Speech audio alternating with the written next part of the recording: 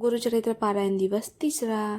इथे ना मी 3 वाजताच उठले होते, कारण आज उद्यापनही करायचं. त्यामुळे थोडेसे फ्रेश झाले आणि झाडू मारून घेतला, पोछाही लावून घेतला लगेच. त्यानंतर मग माझी आंघोळ करून घेतली आणि मग इथे रांगोळी होती, मग थोडंसं रांगोळी पुसून घेतली. त्यानंतर ना इथे थोडंसं पोछा मारून घेतला आणि नंतर उंबरठा लेपन केलं. उंबरठा लेपन करण्यासाठी ना आपण हळद, गोमूत्र आणि त्याचं गुलाबजल टाकून मिक्स करून उंबरठा लेपन करून घ्यायचं असतं. छान वाटतं केलं सगळं, किती छान प्रसन्न वाटत होतं घरात 3 दिवस. आणि आज मला ना असं थोडंसं मनातून म्हणजे वाटते की नाही वा, अजून थोडे दिवस पाहिजे होतं.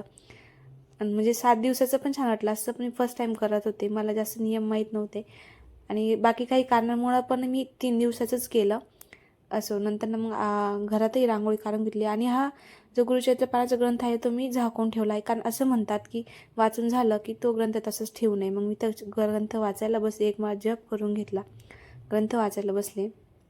आणि आज उद्यापन करायचं होतं, त्यामुळे जरा 5:45 वाजताच आज मी सगळं आणून वाचायला बसले होते. मग माझं सगळं वाचन करून लवकरच झालं होतं, म्हणजे 11च वाजले होते. मग थोडं आराम केला आणि त्यानंतर ना मग मी पुरणपोळ्याचा स्वयंपाक बनवायचा होता. मग पुरणाची ते तयारी करून घेतली, कटाची आमटी बनवली. आमटी बनवून झाल्यानंतर ना मग मी ते पुरणाची तयारी केली.